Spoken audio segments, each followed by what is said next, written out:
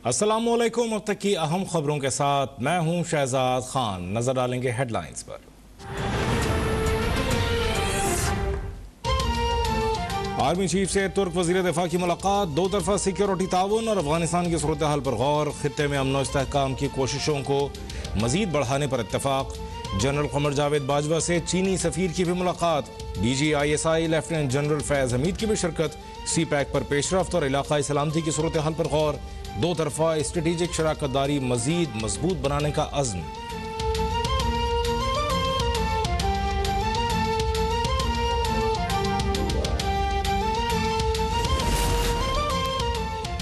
अफगानिस्तान जाने और तालिबान जाने, अमरीकियों की एक और नस्ल को अफगानिस्तान की जंग में नहीं झोंकेंगे।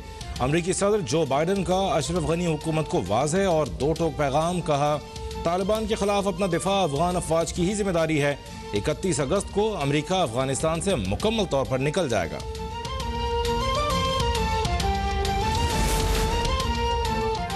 अफगान फोर्सेस एक दिन के दौरान 2 सूबों में पसपा। सूबे फराह के बाद पुल खुमरी पर भी तालिबान का कब्जा। तालिबान के जेर कब्जा सूबों की तादाद 8 हो गई। अफगान फोर्सेस के कमांडोज ने अहलकारों समेत हथियार डाल दिए। सूबे बदख्शां की तरफ पेशकदमी जारी। हिलबंद, कुंदूज और लश्कर गाह में शदीद लड़ाई जारी। अफगानिस्तान के सूबे कंधार के बाद मजार शरीफ से भी भारत के सिफारती अमले ने बोरिया बिस्तर लपेट लिया। भारतीय शहरियों को खुसूसी परवाज के जरिए आज रात ही दिल्ली लाने की तैयारियां मुकम्मल। मोदी सरकार की अफगानिस्तान में अरबों डॉलर की सरमायाकारी और सलामती काउंसिल में भी पाकिस्तान के खिलाफ हर्जा सराई काम न आई।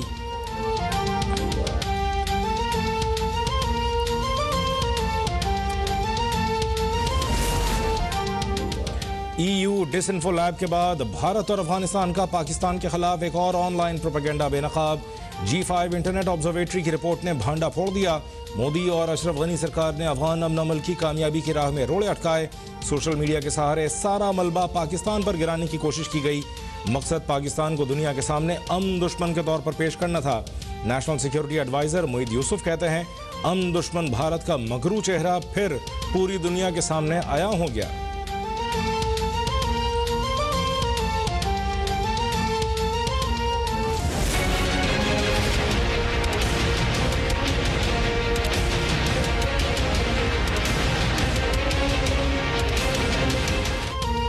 कराची में ग्रीन लाइन बस सर्विस का 2 माह में आगाज हो जाएगा। K4 मंसूबा अक्टूबर 2023 तक मुकम्मल कर लिया जाएगा।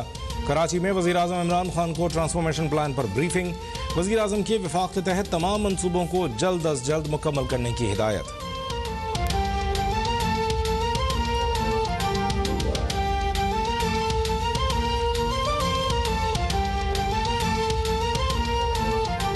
स्पोर्ट्स को हमने प्रमोट करना है। ओवरसीज पाकिस्तानीज को इनकरेज करना है कि वो रेमिटेंसेस बैंकिंग चैनल से भेजें, पैसा भेजें जिससे डॉलर्स पाकिस्तान में आए। फॉरेन इन्वेस्टमेंट को अट्रैक्ट करना है हमने, ताकि मुल्क में बाहर से इन्वेस्टमेंट हो और पैसा बाहर से आए अंदर। और फिर मनी लॉन्ड्रिंग रोकनी है, जो हम पूरी कोशिश कर रहे हैं। अब मनी लॉन्ड्रिंग रोकने का मतलब कि इस मुल्क से डॉलर्स गैर कानूनी तौर पर मुल्क से बाहर ना जाएं। और जो हमारा ही नहीं, आम डेवलपिंग वर्ल्ड का सबसे बड़ा मसला ये है कि वहां भी उनके करप्ट साहिब इक़्तिदार मुल्क से पैसा चोरी करके बाहर भेज देते हैं। ये हमारा भी नहीं है, सारी दुनिया जो गरीब मुल्कों का मसला है वो रोके। करप्ट हुक्मरानों ने पैसा चोरी करके बाहर भेज दिया, जिससे मुल्क तरक्की न कर सका। गैर मुल्की इमदाद पर इन्हिसार ने मुल्क कमजोर कर दिया था, लेकिन अब पाकिस्तान दुरुस्त राह पर गामजन हो चुका। वज़ीर आज़म इमरान खान का शिपयार्ड कराची में खिताब। लसबेला में शजरकारी मुहिम की तकरीब से खिताब में कहा, पहली बार बलूचिस्तान की तरक्की पर 1000 अरब रुपए खर्च कर रहे हैं। माजी के हुक्मरान बलूचिस्तान के बजाय लंदन जाते रहे।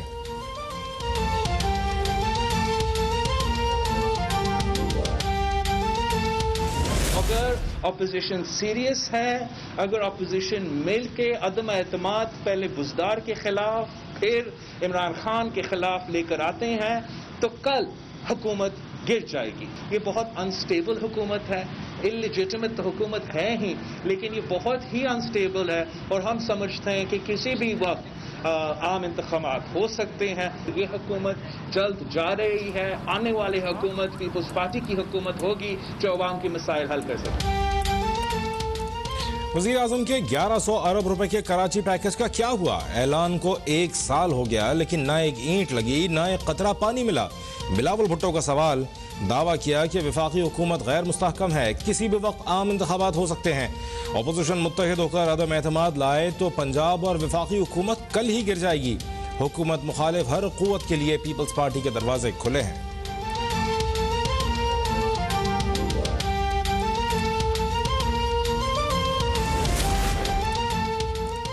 पीपल्स पार्टी ने सिंध के अवाम को गुर्बत के सिवा कुछ नहीं दिया। बिलावल भुट्टो की तमाम तर तवज्जो लूटमार पर है।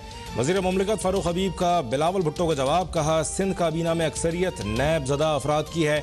नालायक सूबाई हुकूमत नालों की सफाई तक नहीं करवा सकी, वो भी वफाकी हुकूमत को करना पड़ रही है।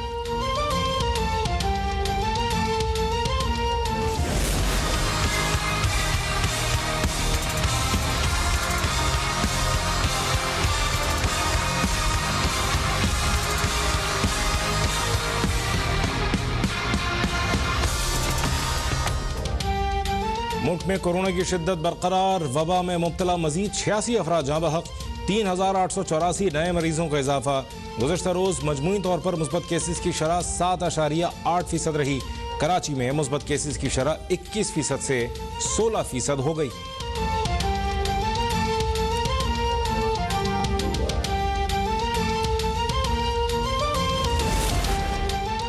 पाकिस्तानियों के लिए दुबई जाने के लिए अब कोरोना के वैक्सीनेशन कार्ड की जरूरत नहीं। दुबई एयरपोर्ट हुक्काम की जानिब से नई सफरी हिदायत जारी। मुसाफिरों का दुबई पहुंचने पर कोरोना टेस्ट भी किया जाएगा। शारजा ने पाकिस्तानी मुसाफिरों को बगैर रैपिड PCR टेस्ट सफर की इजाजत दे दी।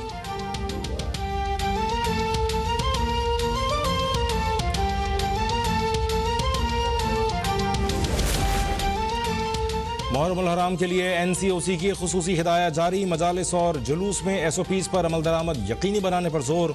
घरों में निजी मजालिस से इज्तनाब का मशवरा। मजालिस हवादार और खुले कमरों में मुनक्किद करने की हिदायत।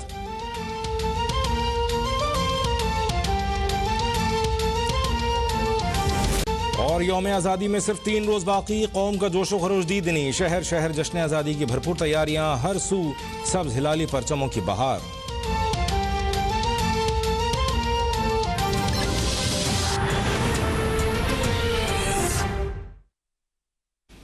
हेडलाइंस आपने देखी, शामिल करेंगे खबरों की तफसील। Army chief general Qamar Javed Bajwa से तुर्क वजीर दिफा ने मुलाकात की है।